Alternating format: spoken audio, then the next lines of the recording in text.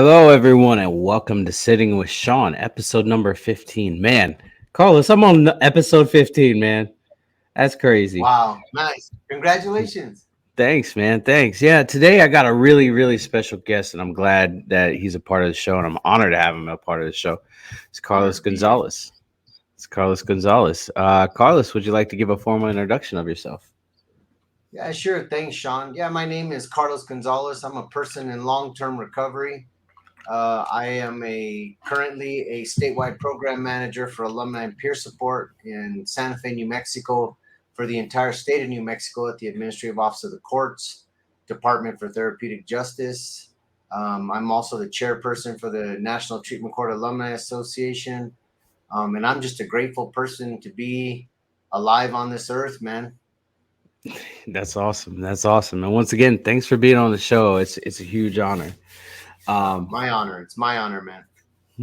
I I met Carlos when we first started this national alumni program, and I was like, man, I'm really inspired by him because he's one of those people that that I've met and and he's just very open and very supportive of a lot of different people and a lot of different things. And he's a very busy man, and I look up to people that put their recovery first and help others along the way. So I want to let you know right off the bat, thank you for everything that you do Thank for you. this community.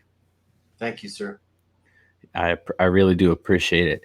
And so real quick before we get into it, Carlos, with the National Alumni Program, what motivated you to kind of jump on board with us? Well, so it's a long story that I can make pretty short. We started talking about it up in DC back in 2016, 2017. There was a group of us from around the country, some folks from Alaska, some folks from Maine, some folks from West Virginia, Georgia, Florida, Texas. Just they reached out, and the National Association of Drug Court Professionals reached out to some folks to talk about peer engagements, right, and how we could be better at helping treatment courts establish peer engagements, which essentially is alumni and peers getting involved in the care after the program's over and providing that continued support through self-support groups. So we had some conversation about it. Once COVID kicked in, it all died. It just died. The conversation died. There was really no way to bring people together. So, obviously we couldn't do a lot. And so NADCP was really just not talking about it. We at a point we were going to give a track of sessions at the Anaheim virtual conference. And because of it being virtual and time constraints, they took our classes out. And so that was in 2020. And in 2020, we just realized a small group of us realized, yeah, we're not going anywhere. We just got to sit back and wait for the powers that be decide that it's ready. Well, I'm not a patient person, and so I waited through 2020. 2021 started. We were still in pandemic and COVID, and I reached out to Abby Frucci once she was put on the board of NADCP. She's one of our peers, one of our alumni, graduate from Maine, and she was put on there because of that, onto the NADCP board. And I said, we got a connection there. I don't feel like I should let this go. So I started reaching out to her. We started talking. And when Rise 21 came up in August of 2021, I called Abby a couple of weeks before that. And I said, listen, Abby, all I'm asking you to do is get me 5 minutes with everybody there. And let's get this thing kicked off. Because I'm already meeting with AKTCA. We already have a meeting set up to sit and talk. I'm meeting with Judge Burns from Cook County about helping him start an alumni group. I said, people are starving for this, man. I'm ready. I'm ready. If you can just get me 5 minutes. And so Abby got me 5 minutes. But she also had been reaching out and talking to NADCP as well. So, it's a long story to tell you that there was a bunch of people involved.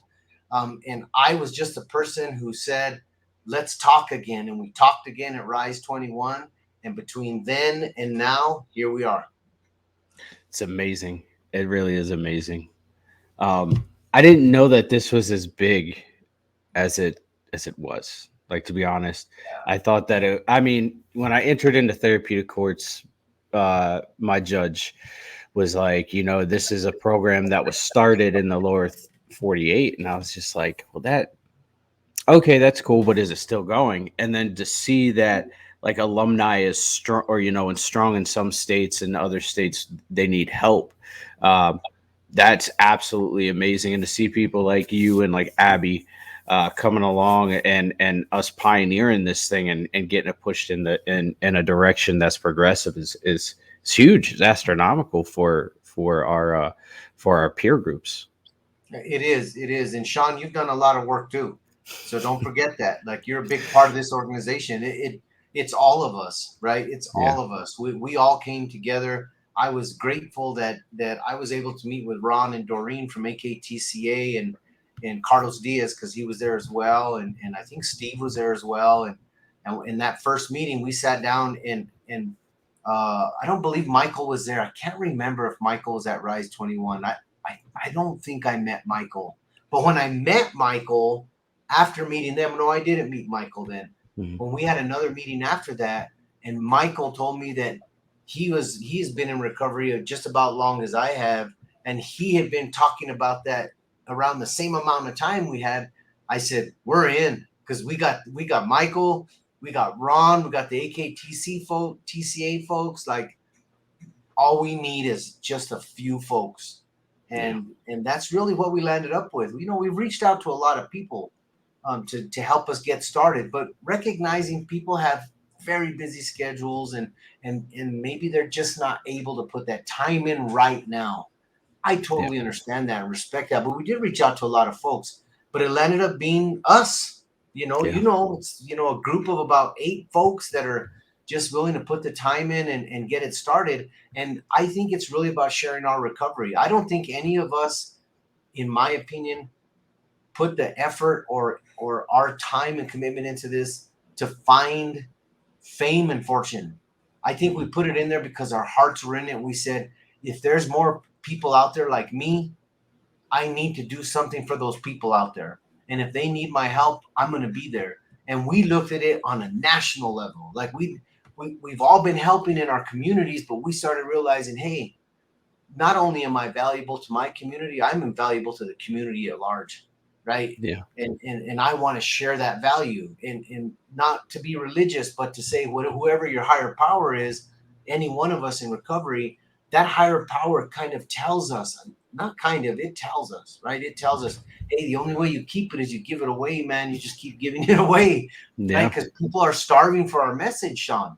They're yeah. starving for our message to see people like you and me and all the others we work with to say, hey, man, it can be done. Long term recovery can be done. It takes a lot of damn work, but we Yeah. support each other to do that. Oh, absolutely. And that's what it's all about, is supporting one another, picking one another up. Like I said, I had no clue that this was a thing. And then on top of that, I had no idea uh what long-term recovery was, Yeah. and because I didn't have that modeled for me when I got out of therapeutic course. It's kind of like, okay, well, I'm here on my own doing my own thing. And when I was picked up by AKTCA, it was amazing. I don't know where I would be without them, and I don't know where I'd be without the National Treatment Court Association, to be honest, because I have to hold myself accountable. I have to show up and be there for everybody else. So, uh, another thank you, because today I'm about thanking people, right? Another thing is, Good to thank be you for grateful, being, brother. It's good to be yeah, grateful. thank you for being a part of my recovery and keeping me accountable. I really do appreciate it. That is a reciprocal feeling, my friend, because we all do. We all are. And part of that accountability, if you remember, Sean, as we talk in our meetings and we talk about helping others, is about being honest about commitment in time and being respectful of personal time, because that's part of recovery too. That's one of those things I never understood up until about 10 years ago, that my recovery also has to do with my personal time to rest, to rejuvenate, to have fun. And it can't just be all work about recovery, because eventually you lose energy, Oh right? yeah. We got to keep building our energy up. So thank you for helping me to be accountable, because there's been times that you guys you guys pump the brakes on me and tell me, hey man, well, we'll take care of that. We got that. We'll do that. And I'm grateful. I'm grateful to be surrounded by such powerful people in recovery. Absolutely. Absolutely. All right. Carlos, so we're gonna get into it, brother. Let's do it. What was it like in your active addiction? Wow. I could tell you it was desperate, and it was humiliating, and it was sad. I started drinking and doing drugs hard and heavy when I was 12.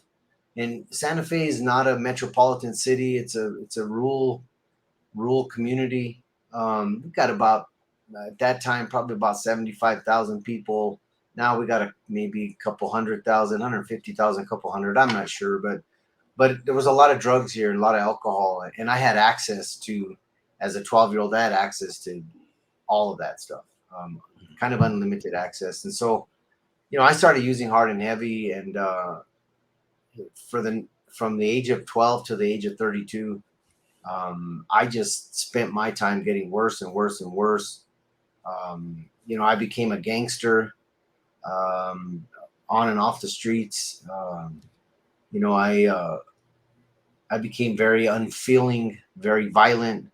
I very hurtful. I didn't care, and that's really what my using was like. I didn't care. When I got to the uh, the end of my using, after doing 9 treatment centers, completing all 9, every jail and prison program that would be afforded me for based in recovery, just so I could get extra things in jail. I did all that stuff, and nothing ever really changed me. And I spent most of my using career talking about my kids, and oh, my kids, I can't see my kids, that's why I use and I drink. Oh, my kids were taken away from me, that's why I use and I drink. And I say all that sarcastically with that sarcastic look on my face, because my 12-step sponsor, this time when I got to the end of this run in 2001, we were doing some step work, and I started that and I said, well, my kids, I can't see my kids, my kids are mad at me, they don't really want to talk to me. um, and my sponsor looked at me and he said, I want you to tell me one time you actually cared about your kids more than you cared about dope. um, Really couldn't think of one. um, and when I went into drug court, it was called drug court at the time, my judge, I was standing there in shackles, and my judge told me, he said, Mr. Gonzalez, do you have kids? And I said, yes, I do, Your Honor. He said, it's an order of this court that you carry around a picture of your kids. And anytime an officer of this court asks you for that picture, no matter where it is, and you can't produce it, I'll consider that a violation and I'll send you to prison. At the time, I was facing 18 and a half years straight time. Mm. And he said, I'll send you to prison. He said, but the reason I want you to carry that around, Mr. Gonzalez, is because every time you think about drinking, doing drugs, or committing a crime, I want you to make a choice. And I want you to choose between your kids and drugs, alcohol, or crime. And if you choose drugs, alcohol, or crime, makes it that much easier for me to send you to prison, because you weren't going to be there for him anyway. And the light went on for me, but for a lot of reasons, right? Because I spent my whole using career complaining about this, and this was my reason. He took it away. He took that excuse away, and he said, make a choice. So then my sponsor follows up with that and telling me, think of one time. And so he started walking me through some step work that was really heavy, man. That where I would just give you an example. One of the things we talked about was how long I'd stay in the bathroom shooting up drugs.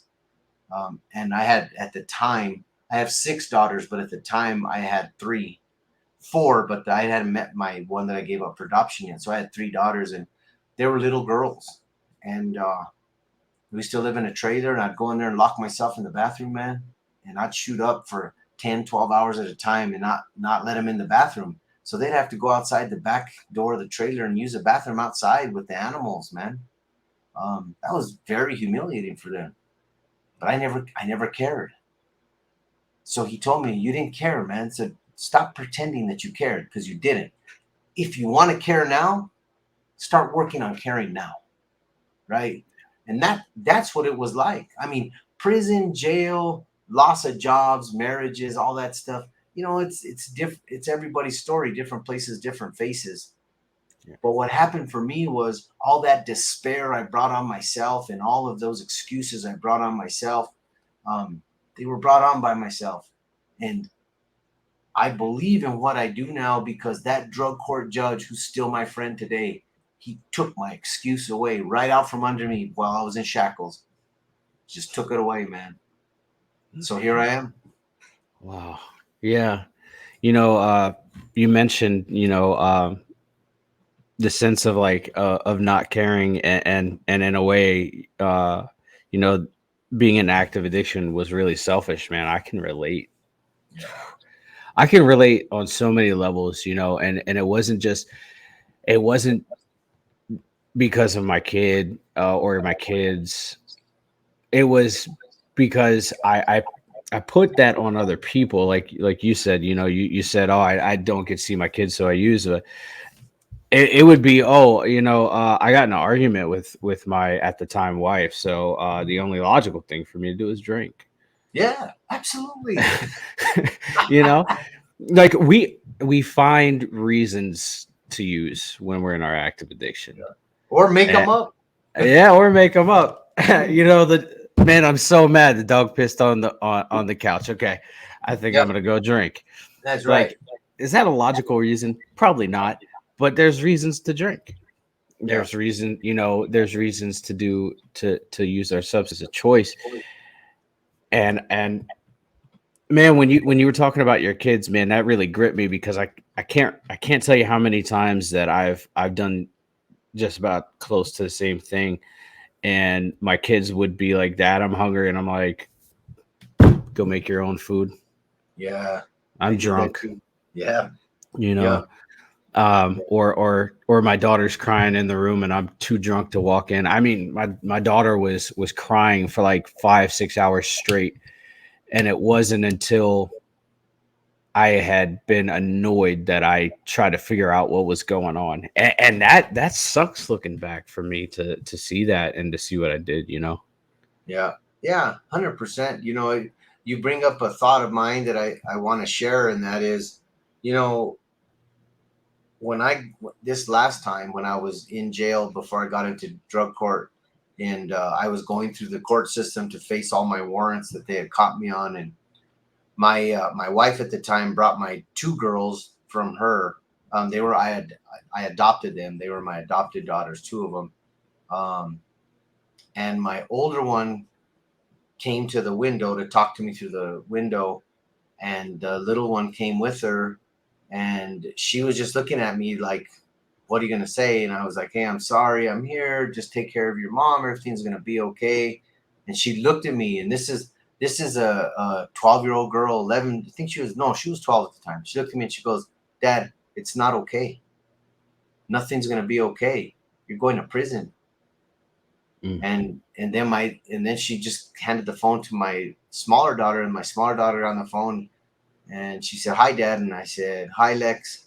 I said, don't be sad, don't worry, I'm going to be out soon, I'm going to do everything I can. And she said, Dad, you promised you weren't going to go away again, and you're going away for a long time, you broke your promise. And she just hung Yeah. the phone up, walked off, man. And I was like, wow.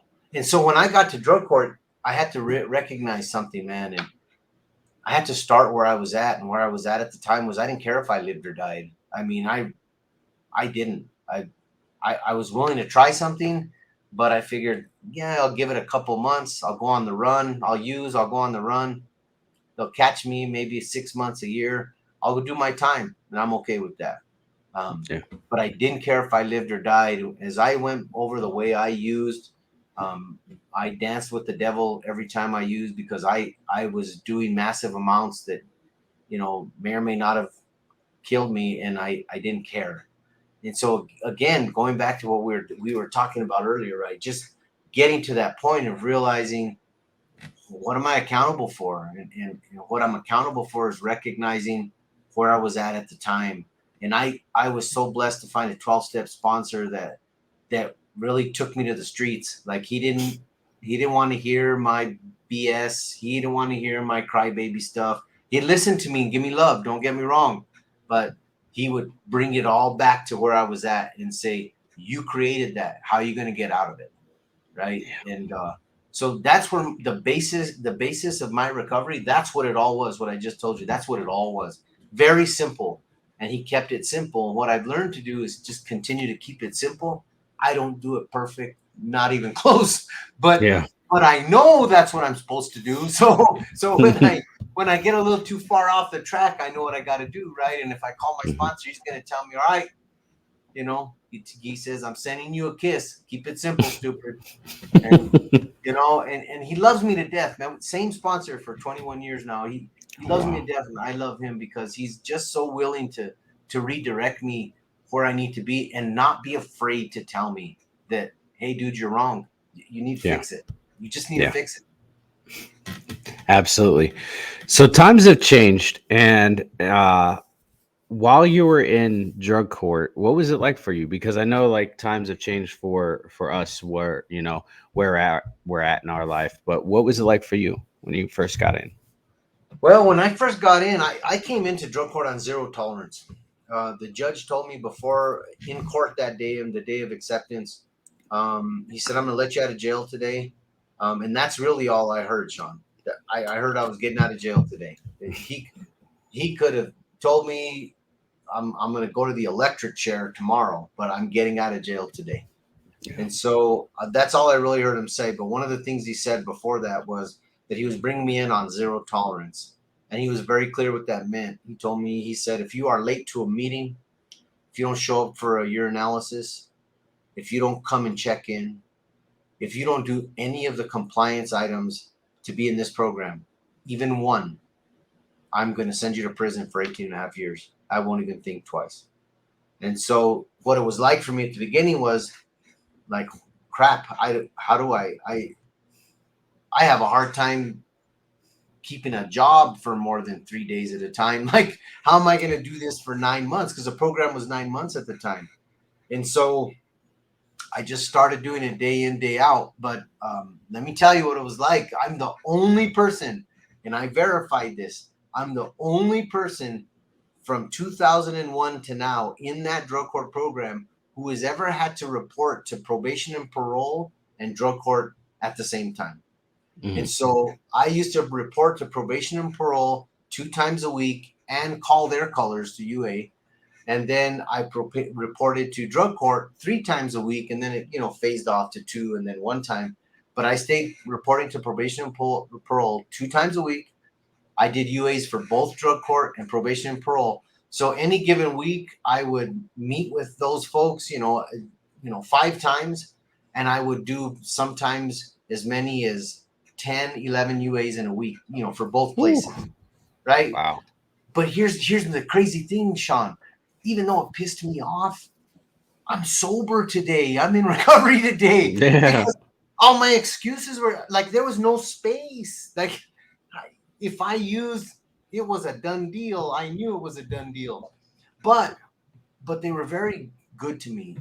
And then it was a 9 month program, and I would get incentives. Incentives to if you do 25 clean UAs, 16 weeks of work.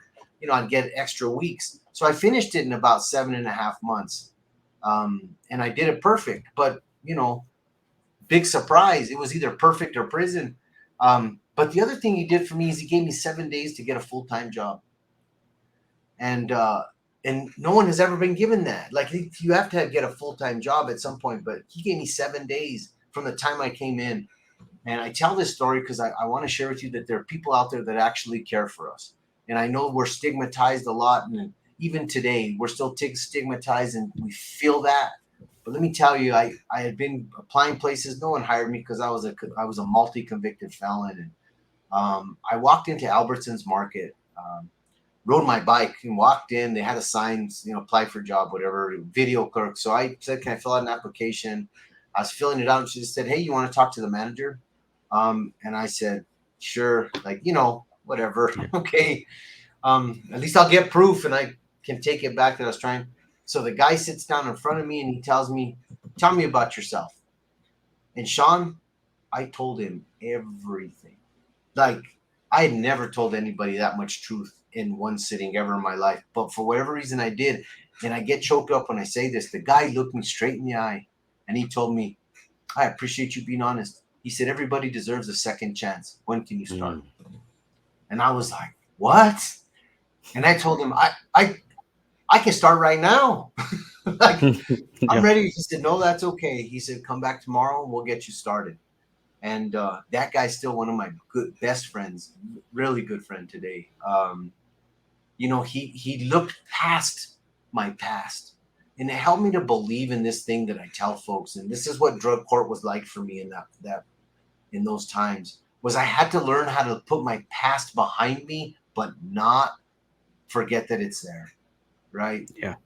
And drug court was really strict about everything we had to do, but they used to bring in alumni, and alumni Hmm. used to come to court every time we had a graduation, or just sometimes they just show up and the judge would introduce them. He'd start court out by saying, we have so and so here who graduated about 5 years ago. Go ahead and stand up, tell us about yourself, tell us when you graduated. And he'd honor them like that was a first order of business in court. And if there was a graduate, he'd want each one of those alumni to speak to the graduate in court.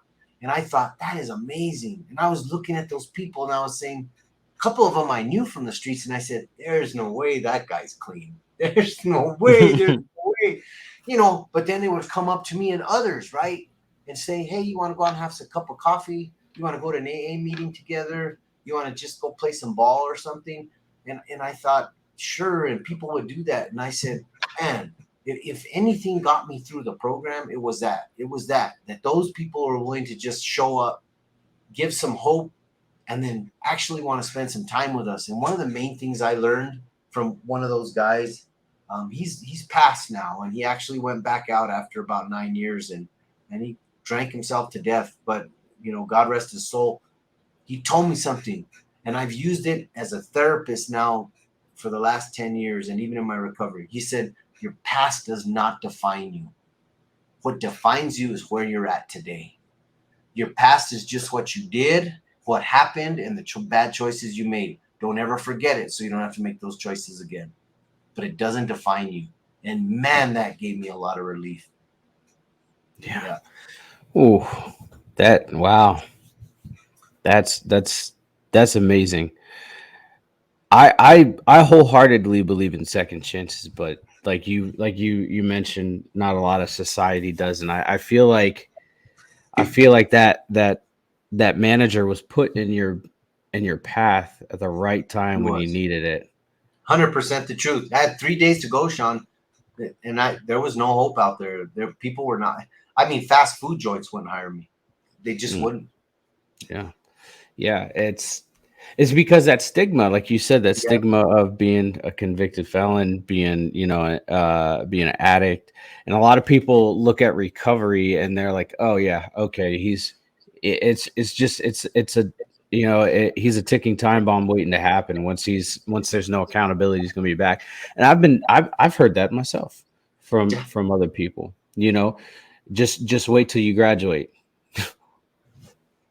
Yeah. Okay. All right. What's gonna happen when I graduate? Because are you gonna?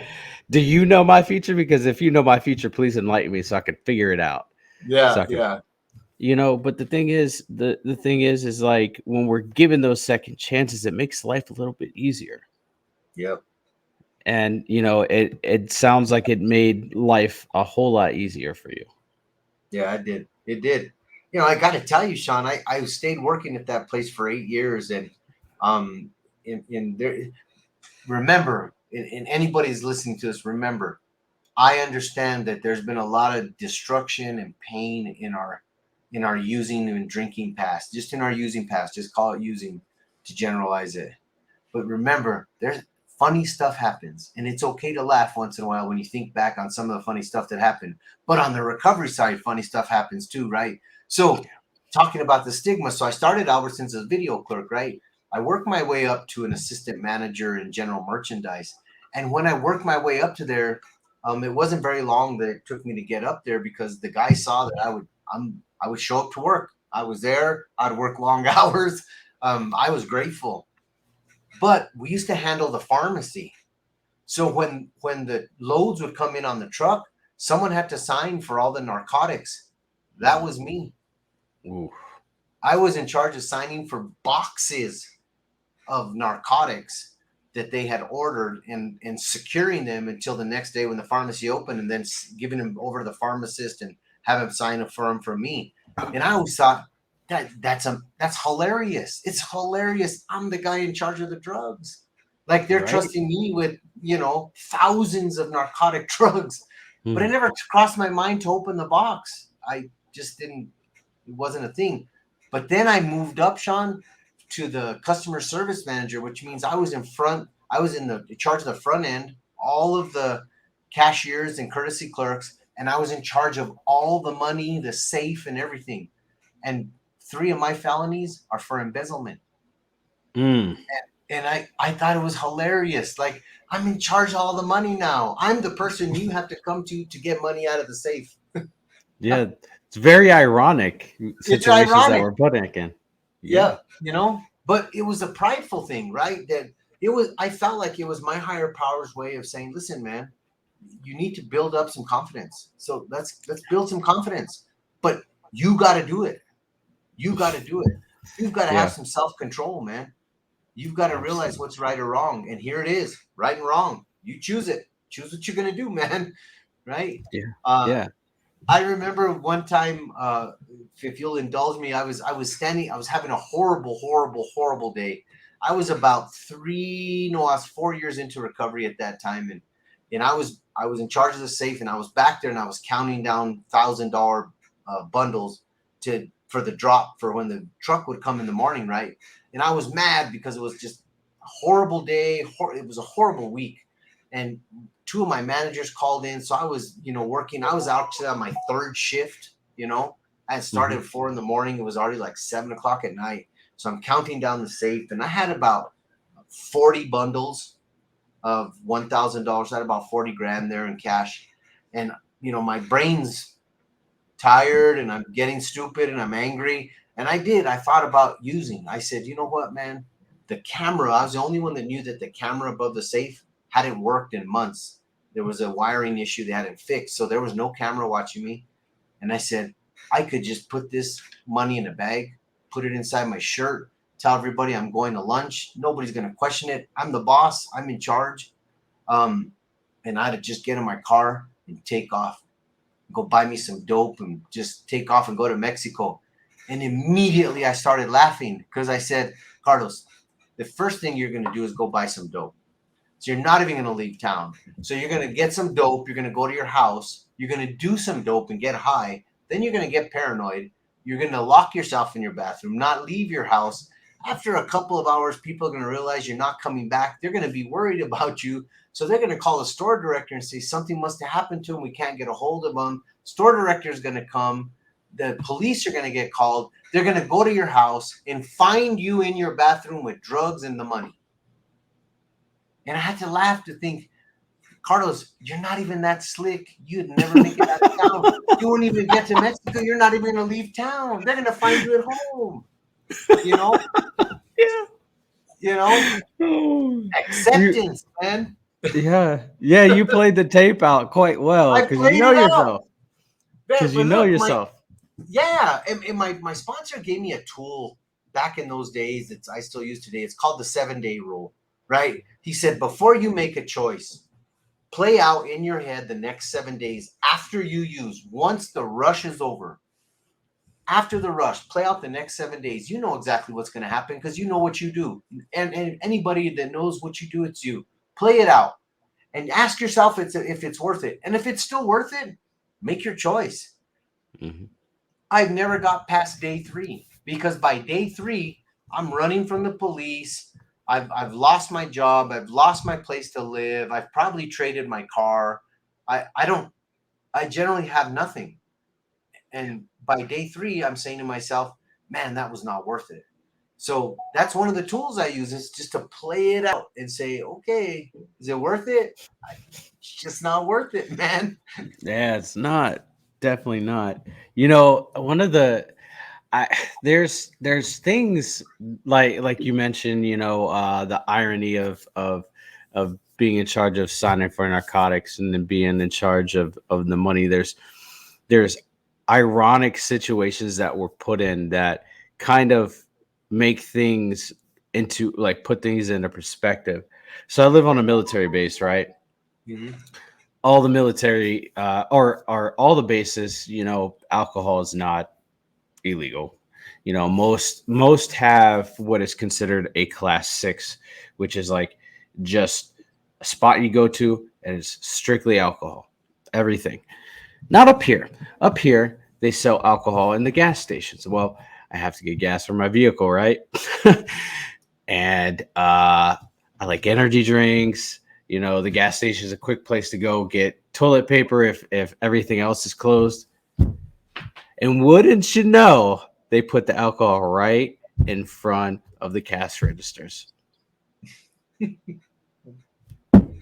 Wouldn't you think? You know, wouldn't you Yeah. know? And so when I first got into my recovery and I was able to come home, I hadn't been around alcohol. I hadn't been faced with that challenge yet. And I'm like, man, I really got to get gas. And you know, I would really like a Monster. And I think I want a Slim Jim too. And I go in, I'm like, oh my goodness, I completely forgot about it. Right. So Yeah. this is the Yeah. first time that I'm faced with it. And at first it was really triggering. And I called my dad and I was like, hey man, like I'm super triggered right now. And he's like, I understand. He's like, but you know, are you thinking about drinking? I was like, no, I'm not. I was like, I'm just super triggered right now. And he was like, yeah, just go back in there. It's like Nice. go in there. He's like, don't avoid it because if you avoid it, you're forever gonna run from it. And I Yeah. was like, Wow. okay. So now I'm able to go in and I'm able to stand in line and none of that bothers me. Nice. I see guys and gals in front of me with their bottles and their cases, and I'm fine because that's not where my priority is now. Right. You know, my priority is not how much alcohol can I fit in my arms or in my basket. My my my thought is okay. I've got to get in. I got to get what I need, get my gas, go home because I have a wife and that's just getting home from work that needs me to cook dinner, Nice. How and I'm what a feeling, available. right? That's Yes. a great feeling when you feel that way. Yeah, Yeah. it's liberating because now I don't have to put the, you know, the weight of it isn't on me anymore. Yeah. It doesn't The own you anymore, Sean. no, it Doesn't doesn't. own you no more, man. What a No, great that's a great story. Thank you. and my you know my sister-in-laws they drink. My birthday yesterday, I went around. There's alcohol all over the counters. It didn't bother me because that's not that. It doesn't affect me in the way that it used to. Like my mouth used to water when I'd be around it. Now it's like, huh, that is going to kill me one day. Yeah. Yeah, And and quick. and quick, yes, Yeah, it will. definitely, super quick. So what landed you in the position of being a counselor? Well, I got to tell you, when I went through the drug court program, I had a counselor that after being through 9 treatment centers and all those other programs I told you about in jail and prison,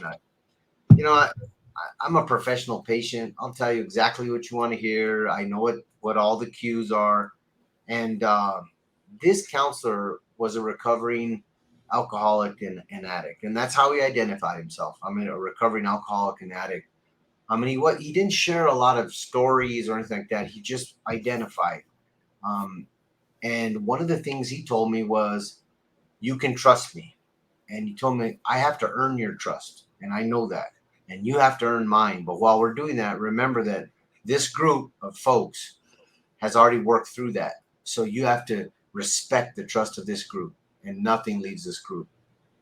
And so I tested him, you know, told him a few things here and there just to see if he'd get back to the court, and it never did. And so one day, I just had a lot of stuff, Sean, I was carrying, man. That just stuff from 20 years that nobody knew about me. Nobody knew I had done just horrible things I just couldn't carry anymore. And I asked him and if I could have an individual. We spent a couple hours and I just unloaded. Um, and none of that stuff ever came back to bite me in the butt. He never shared a word of it. And I gained so much respect for him. And then when I finished the program, he looks me straight in the eye and he said it in court. He said, if you ever need help, if you ever need just another session or you just need to get reinvigorated in your program, he said, call me. There's no charge. You come to our treatment program. There's no charge. You're a graduate. And I thought, wow, no one's ever offered something like that to me. And he meant it because there was times after that that I would reach out to him and he would tell me, yeah, come on in, man, come on in. Whenever you tell me what time, I'll be ready for you. And I could talk to him and he helped me through some stuff. That was in 2001. Fast forward to 2006. I noticed that not a lot of counselors were in recovery in Santa Fe. There were some, I'm sure, but none that were working with our population. And so I said, I think I could be a counselor. So I talked to him about it and asked him, hey, what does it take to be a counselor? And he said, here's what you got to do. He helped me to get in the right contact with the right people at the college, the community college, told me what I need to do once I got my degree, just all that stuff. And he supported me to do that. And once I got my degree, I had to be supervised in the state of New Mexico to get your license. You have to do 3,000 hours of supervised as a supervised clinician. And so he volunteered. He told me, I'll supervise you, no problem. And so he did that for almost 3 years that it took me to do that many hours. And I was working specifically with drug court clients. I didn't want to work with anybody else. I just wanted to work with drug court clients. And we had 3 drug courts. We served municipal DWI, magistrate DWI, and district adult drug court. So there was, 60 to 100 clients at any given time. So I did that after I got my degree. Um, I've been a therapist now since 2012. That's when I got my license, and I still only serve the treatment court population. It's where I'm most comfortable, and I feel like it's where I have the most to share. I think it makes a difference, and what's been rewarding and why I do it, Sean, is that when I sit there and I tell someone I know exactly what you're going through, I'm actually telling the truth. Yeah. And I had many counselors throughout my life tell me something like that, and I knew darn good and well they had no idea, man. They just had no idea. But I also get to share. I get paid to be a counselor, and I shouldn't because I get way more than I'm giving other people. Right? I'm sitting there with my peers. They're my peers. When they're in a treatment program, you are my peer, and I'm no better than you. I'm no different than you. It doesn't matter how much time in recovery I have because all I have is today. And if I don't go to bed sober tonight, then I have nothing. So I can't be better than you. And it's opened up a door for me to share with them those experiences and also help them to navigate the program where they get stuck and they think there's just no way, or why do I have to do this? This is stupid. Actually, man, here's the reason for that. But let's talk through it a little bit. And then I tell them, go back and talk to your coordinator and just tell them how you're feeling. Maybe they just need to explain it to you a little differently, man. But know it's in your best interest. They seriously care about you. Being able to give that message is it gives me a freedom to know that I look, man. This is where it really boils down to for me, Sean. Um, I felt like my entire life, was a waste of time for everybody involved, including myself and including God. I've found out in the last 21 years that it absolutely was not. That I absolutely had a grace of opportunity to use that experience to help others. Yeah. That is the freedom, man. Absolutely. I got posed with a question. It kind of goes along with what you just said. I got Okay. posed with a question, and it was, if you had the opportunity to go back and change anything in your active addiction or anything, prior to that, would you? And I said, no. And they said, well, why? Why wouldn't you? And I said, because that you take one situation away, I may not be here. Yeah. You change one thing and I may not be in this position I'm in. And I'm forever grateful for being in this position that I'm in. and right now this means the world to me. This is absolutely my purpose, my calling, and so I pose that to you. Uh, do you, if at any given point in your life, would you change anything at all? No. And similar to what you said, but I'll say it in my own words. The reason I would not is that if I change one thing that makes that one situation better, then all the situations that followed would not have brought me to where I'm at today. Absolutely. And I personally have 100% faith that I would have died or died in prison. Yeah. If anything else was different, because I would have never got that opportunity to go into the drug court program with one judge that actually said, I'm not sending him to prison. Yeah. Um, I'm giving him a shot. So anything before that, if I change that, I believe that wouldn't have happened. And I believe I would not be sitting here talking to you. I believe I would either be in prison still or I would have died. Yeah. 100% the truth. Absolutely. I would agree wholeheartedly. I spent practically my whole life in counseling, from being a kid, up until currently. And I've had one counselor approach me and say, I know what you're going through.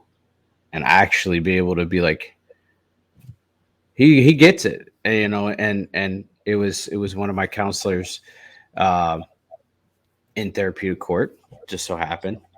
And he was a veteran, and he was also an alcoholic in recovery. And so when he said that, like when he said, "I get where you're coming from," I was like, I don't think you do. And that was just the judgmental part of my brain. That was the addicted part of my brain. And he was like, "Yeah, I'm an alcoholic in recovery, and I'm a veteran." And instantly, my brain went from, "Yeah, okay, he's just going to feed me a line," to, "Okay, I'm here. You have my attention now." And I learned so much from him.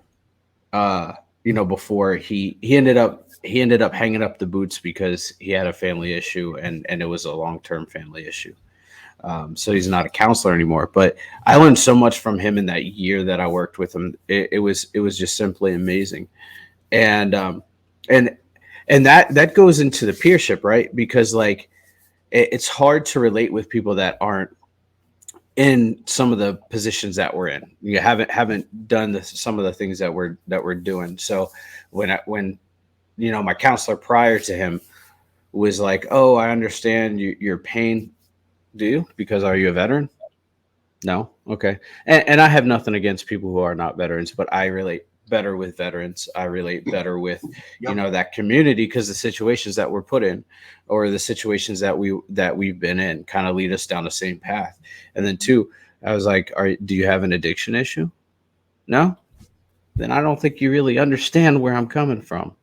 And it wasn't again anything against her. It was just, she couldn't relate. So she tried the best that she could, and I really appreciate that. But ultimately, it was just one of those things where I was like, I don't feel as open as I could be. And really, when I met that second counselor, he really ushered in the being vulnerable, being open, being honest, being having the ability to share without feeling like like I'm a terrible person, you know, because we're all human. We all make mistakes, and that's one thing that he pointed out is we're human. We make mistakes, but we have to work on those mistakes. Yeah. Yeah. And just being able to be vulnerable enough to know that we're not perfect and we don't have to be. Yeah, We just absolutely. don't. We just don't. And I appreciate that you shared all that because, I do understand that folks um, don't have to be in recovery or experience the same traumas as me to be effective and to give me a positive message that'll be helpful to me. I recognize that. But in our community of treatment courts and therapeutic courts, it's it's really a much better mix when you have some sort of of not infusion of fellowship, real fellowship. And so, that's why alumni are so important, like me and you, right? Because Hmm. sometimes, hey, we just don't have a counselor who's got the same background as some of our clients, but it takes people that have that background, and it takes people that have that passion to be able to tell folks, hey, listen, man, but you can trust them because they really care about you. They might Hmm. they might they might not know what you've been through, but they really want to try and help you, right? Yeah. Most of the time, folks like me and you, folks like us in recovery, we're going to listen to someone who's been in our shoes. If they suggest to us that that person is someone we can trust, then we'll probably give them a chance because that person trusted them. But Absolutely. we don't just automatically give out trust. That's not the way of our lifestyle, right? Hmm. And I want to give some respect to you about being a veteran. Um, I'm a veteran as well from the U.S. Army, and being a veteran, I put that behind me in a bad way. Yeah. I shoved it somewhere in my heart, and I refused to let it out. And so, someone who has worked through those issues, um, that may have happened as a veteran, on top of substance use disorder, right? Yeah. Like, I Yeah. can't even imagine that, dude. I, if I would have unleashed that, I don't know what would have happened. But I have so much respect for veterans that we see today that are working through those dual things like that. I can't imagine the amount of strength that takes because I don't know that I have it. And so we get to share that with folks and people see how powerful that is. I brought that up because I want to tell you last Friday, I was invited to an alumni meet and greet for our Veterans Court in Albuquerque, New Mexico. And it was Hmm. at the Veterans Memorial in Albuquerque. And there was about 13 veterans there, graduates of that program, all ages, all branches of service, all different, similar, but some different substance use disorder issues, right? But the power in that room, man, the power in that room knocked me on my butt because those men, there was no women present. It was just men, but those men stood side by side, right? They were side by side with each other, and we know that from the military, right? Hmm. That buddy system, that it doesn't matter what you walk into, you're always going to have people right by your side, right? Yep. We don't stand behind, we stand beside. And Absolutely. we're only behind if we're pushing you up, right? But watching those veterans and their passion about being in recovery, all different links of recovery, brought something to me, just some such emotion to me, to realize I don't have that strength like they do. And it's okay because I didn't let that out to have that strength. I had to wait to work on that till it was separate. Um, Yeah. but those men did, and you did, right? And people like yourselves that did. That's power, man. That is just pure power. And that is recovery power at its best. That's my Yeah. opinion. That's really humbling. Wow. Thank you. Thank you. I had no idea you were a veteran. Yes, sir. Yeah. I had no idea. And of the army. I was in the army too. Yes, sir. That's I know. Yeah. that's amazing. Yeah. I decided to start displaying my berets on top of my cabinet up there, and Yeah. of the units I've been to. Just as kind of like something I'm proud of, and that's a lineage that I follow. Um You should be proud. You should be proud. And I thank you for your service to for my freedom. That was Thank you. the most humbling thing I get to say today is that I thank other veterans for my freedom because without your willingness, I don't have that freedom. And I like being able to say that today. I thanked all those veterans Friday. I opened up with that because they wanted me to speak at this because it was an alumni event. And I opened up with that. Like I, I stand in greatness because all these people are here that put their life on the line so I could be free. I think it's amazing. And I come from a military family. My Mhm. dad was Army National Guard 41 years. My brother was Air Force 30 years. My other brother was Army paratrooper. He was the 82nd Airborne. It's 82nd or 80, no, it's Yep. 82nd, right? 82nd, yeah. 82nd.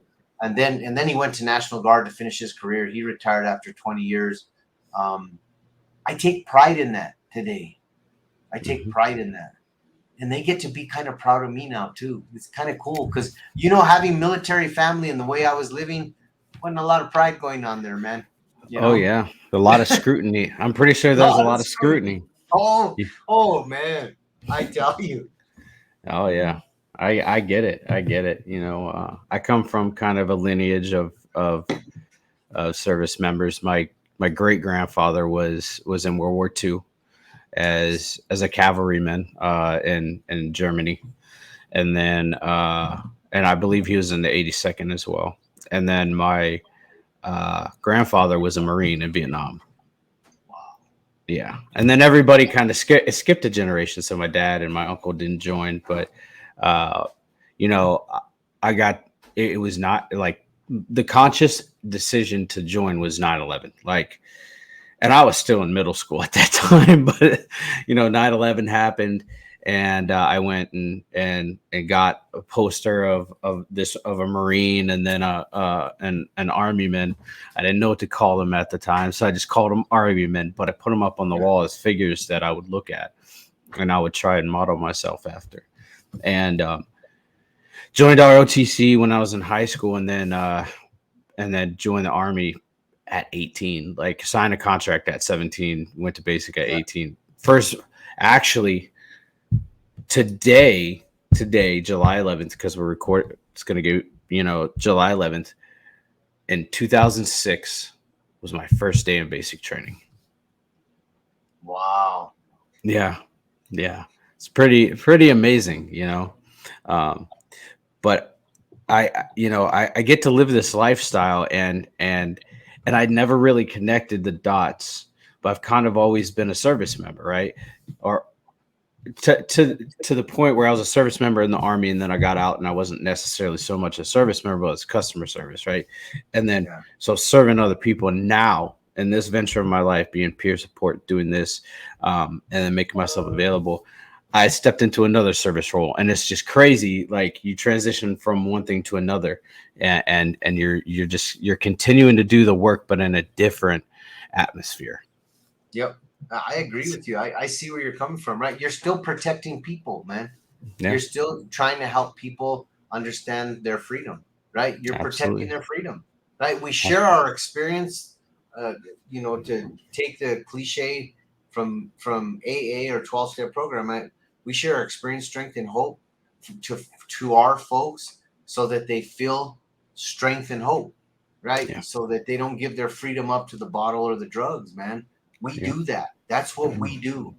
We're absolutely. soldiers. We're soldiers in the fight for freedom from addiction and freedom from bondage of that addiction. Like I just got that in my head while you were talking. I love it, man. Thanks. Yeah. I, I'm Hey. working on I'm working on quotes to put in an app for my job here at the courts so Hmm. that they'll send out these daily quotes, mass produced to all of the mass produced mass a mass whatever you call it, send of Hmm. a quote every day to the clients, and I am at 206, no, 281. That's my 282.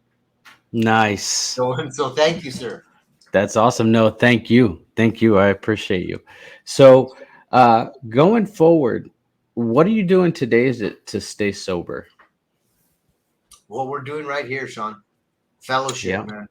I do Hmm. fellowship. I take every opportunity I can to talk to people and be a part of people's lives, even if it's just not talking about recovery, just being a good person to the best of my ability. Because again, not even close to perfect, 3,000 miles from it. But for my recovery today, I still attend meetings, but most of my recovery power is coming from people like you, people like our organization, NTCAA, being a therapist to the treatment courts, um, uh, family members, working with friends that I've met along the way in recovery, and just being present and trying my best to help them. Just giving of time and effort. That really I feel like has been the big part of my recovery.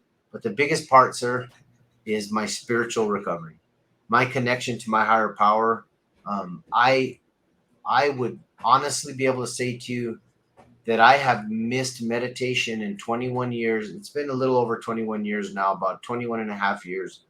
I have missed my morning meditation maybe 5 times. Mhm. Um, and my sponsor told me that in order to keep my spiritual well being, that I have to put my higher power first every day. And if I put my higher power first every day, my higher power will put me first for the rest of the day. And so I wake up in the morning, I have coffee, um, I do a little email searching, and then I take 10 to 15 minutes, sometimes only 5, but it's 5, 10, 15 minutes. I go kneel down and I talk to God. I read some scripture sometimes. Sometimes I just read spiritual books, and I talk to God. And what I learned was um, I didn't have to pray a certain way because my aversion to that spirituality Mhm. was church. Um, and I found my way back to being able to be in church on my terms, right? But my spirituality is now just talking to God, and I call it a God I can do business with, right? I talk to a God I can do business with, man.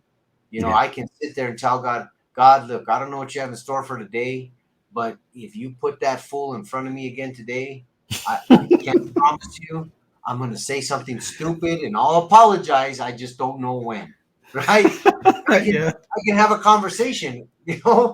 then I hear myself and realize, you kind of sound silly, Carlos, but you go on with your bad self, fine, because I don't work with a judgmental God. I don't work with a judgmental spiritual being anymore. I work with a spiritual being, a God that tells me I'm okay where I'm at and who I am.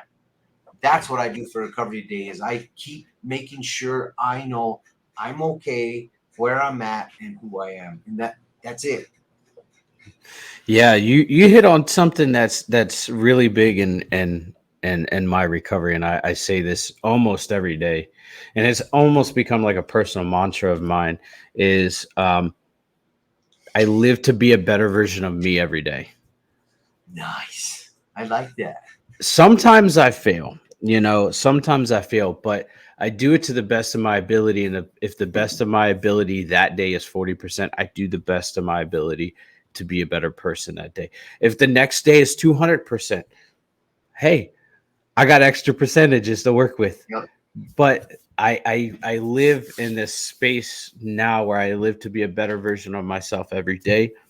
And I live purposely. I live with the purpose to change the world one step at a time, whether it's through an action to one person, or it's something that I've said, or a guest on the show. It's I live with the intention to change the world, and leave it a better place than I came to it in. Hmm. I And love that. I think that when we start to live to be better versions of ourselves every day, then we will leave behind a legacy for other people to look at and say, that's who I want to be like. Yeah. Yep. You, and I want to share a little bit of part of my recovery too. Yeah. Please Be do. being an alumni, I go to vet court every Monday. So like Nice. here in a few hours after we're done recording, I go, and so I get to see every week these guys and these gals. Well, we have guys strictly now, but I get to see these guys and these gals transform their life, and I get to see and be a part of that every step of the way. And I never thought it was possible. I never thought that I would be able to be in this position where I'm seeing growth, and it's because men and women that are like me put in the work that I had to put in, and I'm working on. And their program looks different than mine does, and that's okay. But that also ushers in, you were talking about building trust. I've never had people trust me ever. And now I have that ability to be trusted and to put trust in other people. And I have participants that call me and they'll say, "Hey man, I'm just having a terrible day. Can you talk?" Absolutely. Or very specific instances. I had somebody call me yesterday and talk to me for a few minutes. I said, I'm not educated enough to help you in this facet, but I can point you in the direction of somebody that would.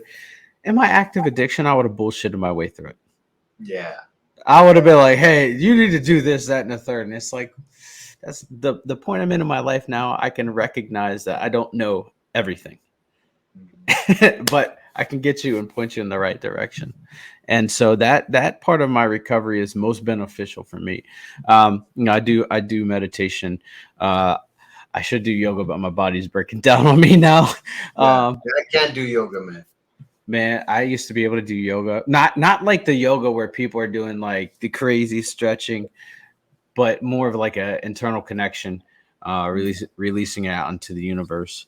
And yeah, but that part of my recovery, the connection is just a beautiful thing for me because I get to connect and hear other people's stories, like I get to hear yours, and it's amazing. I get to hear other people's stories, and those are amazing because I get to see the growth that happens, the growth that I went through, and the growth that you've gone through, and growth that everybody goes through, and the transformation. That one moment that's like, aha, I get it. Yeah. And it's a very beautiful thing. And you touched on your higher power, and I notice a lot of people stray away from the 12-step programs because they say it's too spiritually based. Yeah. What do you say to that? I I think sometimes it's a misunderstanding, but I respect it, right? Hmm. Because I don't, I've learned to. I didn't at first, right? Because I was a hardcore. I came from the old school of drug court, the old school of 12 step, right? And I had to learn how to adjust to a. We have a different world that we're in today, man. And if it's gonna stop someone from finding recovery, get out, find something else, right? Because there's all kinds of different ways to find a spirituality. And I think that's where the key is to answer your question. There's a difference between religion and spirituality, man. And Absolutely. sometimes I think people because the book was written in the 1940s, 50s, whatever it was, I don't remember the exact date, but you know, they read it and it was written get has a religious tint to it, and I get that. Hmm. And I think that people should be given the guidance that you can replace God with any spiritual guidance that you're comfortable with. Nature, um, the spirit world of folks that have passed away, whatever it is that really motivates you and fills your soul. Hmm. But AA can't do that because that's not the way it was written, right? So Yeah. so they're not going to officially tell you that. So I think that takes people away from it. But there's smart recovery out there. There's other options. There's other options for a 12-step type of experience. Yeah. Um, I just don't want to judge people. I just learned not to be the judge, jury, and the executioner. I don't have that authority, man, and I don't have that skill. I don't have Yeah. that skill, you know. Mm. But I'm open to listen to people now, and I wasn't before, Sean. My first few years of recovery, if you would have told me, well, this isn't gonna work for me because I don't believe in God. Well, then go out and drink, man, because this is it. You're gonna do it. This is it, and that's what I would have said. Yeah. As completely uninformed as that is, that's where I was. I'm really grateful that I've been able to grow as a person in recovery and really actually, do. And I use a lot of those AA cliches. Take the cotton out of my ears and put it in my mouth, Hmm. and do those kinds of things and just start listening to people. And the biggest thing that I'll share that has worked for me, I had a little bit of that. I won't say I had a lot of it, but I had a little bit of that of not liking the religious tint in AA. My sponsor helped me to think about this. He said, just do me a favor, Carlos. Sit in the meeting and listen for the similarities, not the differences. And I thought, okay, I can do that. That actually really helped, right? Yeah. Because I wasn't always trying to match my story to yours and say, oh, that's bullshit. You didn't do that because I would have done it this way. That's the way you're supposed to do it. Um, Yeah. yeah, it just helped me to do that. Listen to the differences, not listen to the similarities, not the differences. Absolutely. I think when people get to that point where they see God, or they hear the word God, they're like, "Oh my goodness," and they pull away. But a lot of the text says God of your understanding, It does. because and they don't look past the God part. They just Nope. see God, and they don't say of your That's it. understanding. Right. Because that was one of my things when I first got in. You know, I'm not big into what people would consider the Christian God, or whatever, and that's not the topic. But um, I found my higher power much later on, and I was able to identify that. So when God of my understanding comes along, I don't stray away from that. I'm not like, okay, well, you're talking about the Christian God, so I can't be a part of this conversation. It's not what that's about. It's about the God of your understanding, the God, your higher power, what you connect with that keeps you sober. And Yeah. that's what a lot of people fail to realize, and what they stray away from. And that's why I try and tell them. I say, hey, look, AA, NA, 12-step programs are not for everybody. But if you try it and you get to that position where you're uncomfortable with the word God, replace it with my higher power, because Yep. my higher power is going to get me through the day, but the word God's not going to. So And just that's change fair. that. Yeah, Yeah. just change it. Change it to fit you, right? Mm-hmm. Change it to fit you. I Absolutely. love the way you put that because it's really the truth. Yeah. Because when we're left alone to ourselves, we're left alone to ourselves, man. Oh And yeah. having a higher power that we can rely on, we don't feel crazy like we're talking to ourselves. We're talking to that power that gives us that extra power to get through a situation. Because I've learned in my recovery for myself, generally speaking, anytime I'm facing a situation that potentially could take me out, Mm-hmm. I'm usually by myself, Oh yeah. and I'm usually not willing to pick up the 10,000 pound phone to call another person in recovery. I just know that of myself, and so all I'm left with is me and my higher power. That's it. So I refer back to my past and say, well, when I did this last time, this is what happened, and my higher power. And I'm saying, I call my higher power God. I'm saying, God, look, I don't know, man, but this is not going smooth. I'm feeling it. I'm feeling it, and I'm feeling my higher power, God, just telling me, just keep holding on, man, holding on. You'll Yeah. get through it. I've never felt the miracle of instant and it went away. I've Yeah. yet to feel that. Maybe some people feel that. What I feel is the strength to get through it, so that when I get through it, I recognize that I had the strength. And that strength came from my higher power and using my past as a tool. That's for me. That's where I find that power so that I can feel like, hey, I guess where a lot of people have told me is that when they get stuck on God, that it's all God and not them, right? So Yeah. if things aren't going well, they can't believe in God because things aren't going well. If there's this God, what's the deal? This higher Mm-hmm. power, what's the deal, man? I still don't have a job. I still don't have any money. Like, what's the deal? What do you have?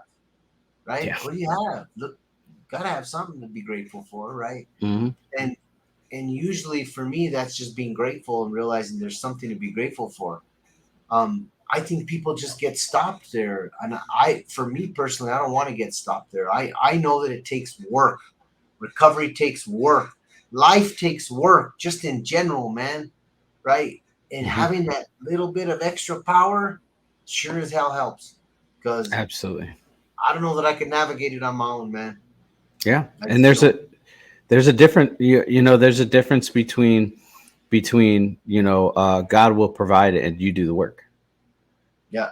And that's what I have to point out, is because some people come along and say, well, I prayed, and nothing's changed. And I said, were there instances where you could have stepped in and done something different? Well, yeah, absolutely. You didn't do anything though. There's Yeah. work that has to be done. There's work You're that has to be done. you're when you say God will provide, God provides instances, God provides opportunities. God provides uh, points in your life where you can make a decision to change things. And if you're stagnant and you don't do anything, there's no work to be done. There's not a lesson to be done. You know what I mean?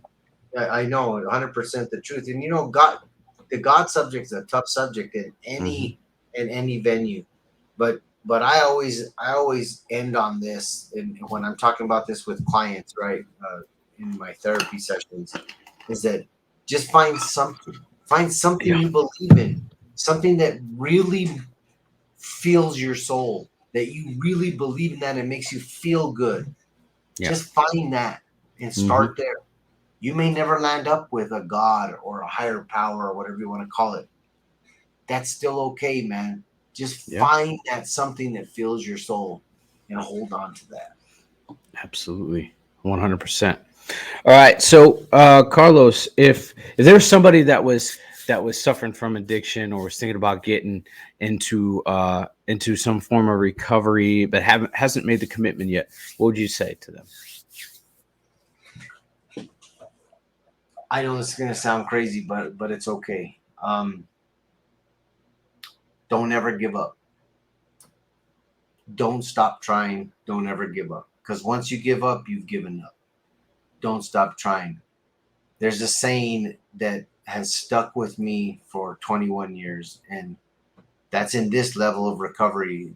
All the years before that, when I would try and be in recovery and it never worked, I never saw this as valuable, but now I see it as valuable because it's what I did.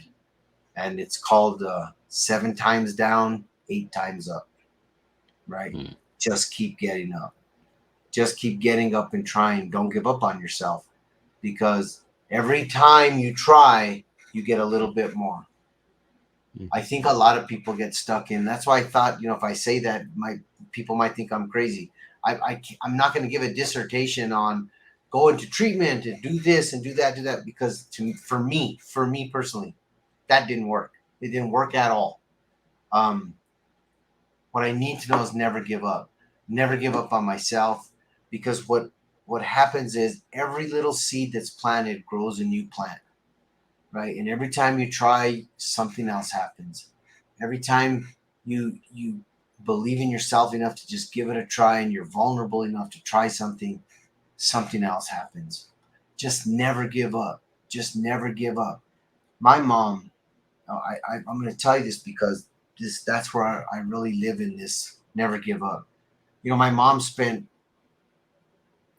12 years of that 20 years I was out there not sleeping at night, waiting for the phone to ring. When the phone would ring in the middle of the night, she would wake up in a dead sweat, answer the phone, and she always knew the phone call was going to be Carlos is dead, or they found his body. And she lived that way for 12 years, a good 12 years. And I'd go to treatment centers and all that stuff. And the only thing she thought was, he never gives up. He never gives up. He keeps going. He keeps going to a treatment center. He keeps doing the program in jail. He keeps doing the program in prison. He never gives up. So that was the only piece she had, that if the phone call wasn't that I was dead, she knew I wasn't going to give up. She knew Yeah. I was going to keep trying.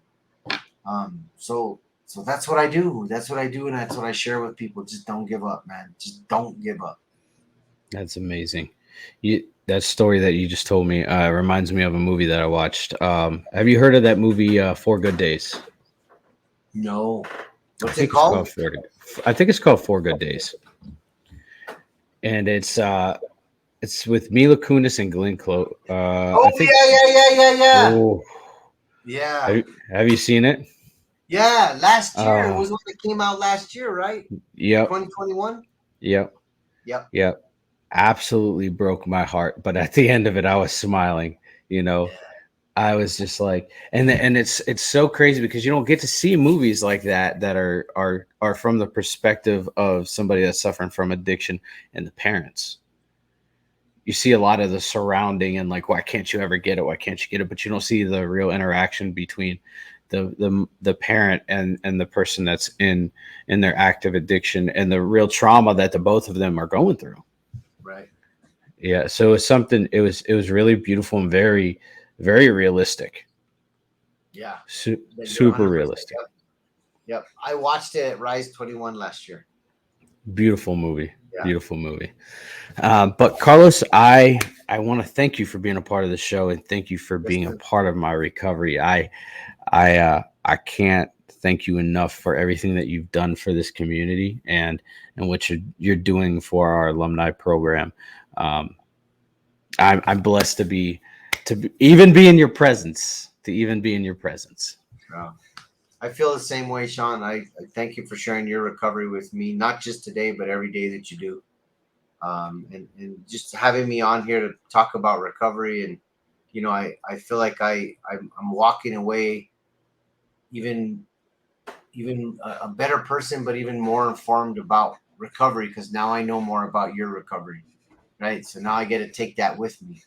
Um, Absolutely. so I got my power source is big, right? I got power source now. Yeah, definitely. Every time I do one of these episodes and I have somebody on, I feel so much, like a weight is lifted off my shoulder that I gained a new family member, and I'm just gonna say you're a part of my family now. I feel the same way, man. We are family. I've felt that way for a long time, Sean. I mean, Absolutely. the first time I met you, just over the Zoom thing, and I was like, I listened to you talk, and I said, just what you when you were, sharing about yourself, and I was like, wow, I dig that dude. Like he's got some peace, and I need some of that peace, Hey, right? it's a hunt for a lifetime for that piece. Yeah, and Absolutely. it's hard to get. That's Yeah. why we hold on to it like that, so tight, man. Oh yeah, my dad pointed that out to me, and I don't talk about my dad a lot when it comes to recovery.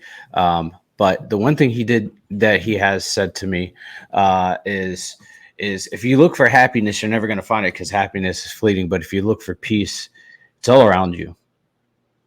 And I was like, what? No, it's not. And he's like, yes, it is. He's like, you have to create peace wherever you go. Nice. That's heavy. Yeah, That I is was like, where's this Buddha stuff coming from, man? Because and I've learned that wherever I go, I can create peace. But when I look for animosity, it's just gonna find me. When I look for strife and anger and pain, it's gonna find me in droves. But if I create that peace wherever I go, I don't have to worry about that. nope. That's the shield. Yep, Shield around you, man. absolutely. Absolutely. Well, Carlos, thank you for being here. I really appreciate you. I cannot wait to meet you in person at NADCP. I'm really excited about it. Yeah, me too, man. When you flying in? Sunday. We're flying in Sunday on the What time you guys 20. getting there? I have to look at my itinerary. Yeah. uh, All right, shoot me an email because I'll already be there. I'm flying in on Saturday. I just like Sweet. once you guys get there and get settled, man. I'd really like to see if you guys are up to it. We could at least like maybe have a meal or some coffee or something. Just sit around something. Yes, absolutely. And you know what? This is something that I haven't told very many people, but I have a lot of people know I have a biological daughter. But they don't know that she just moved to Clarksville, Tennessee, which isn't 45 minutes away to an hour away. Oh man. I haven't seen her since 2019. And her mom, because I'm in recovery, because I'm in the place I'm in my recovery, her mom and I talked, and she said, "When you come down, I will make sure I bring her every day that I can." Oh man. Then Yeah. that So, is your priority, sir. well, my Having yeah, coffee, that is not the priority, man. That's the priority. That's gonna feel your soul, man. oh yeah, yeah, and she's a spitting image of me, and it's so crazy because, like I said, today is my birthday, but yesterday was hers. Oh man, that's Yeah, crazy. yeah, yeah, That's gonna and be so. I'm so happy for you, man. I'm excited. Yeah, and it's awesome because now I get to count. Now I get I used to count like all the bad things in my life and say this is the reason why.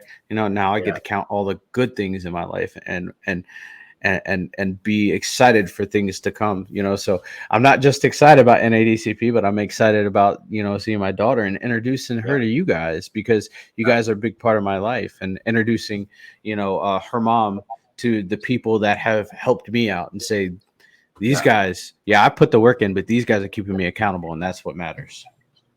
Oh man, that's amazing. That's gonna be so cool. One of these days, remind me to tell you a little bit about my story about my kids, man. You little bit similar, not as much, but a little bit similar. We'll talk about Absolutely. it. Yeah. Absolutely. Sounds good. All right. So, okay, third time. Thank you for being on the show. We're going to go ahead and close up. We're almost at an hour and a half now. And once again, Carlos, thank you for being a part of the show. You have enriched my recovery, and I'm so excited to meet you in person, man. I feel the same way, man. We'll see you in Nashville. Absolutely. And Yeah, everybody, thank you guys for hanging out with me for this yeah, almost hour and a half. yeah. And And everybody that's on, thank you guys for listening to me and allowing me to share with you. I really appreciate that you are willing to put the time in to talk about recovery. So thank you. all right, y'all. Y'all be good. Have a good day. And we'll see you on the next venture. All Bye. right, man. Peace.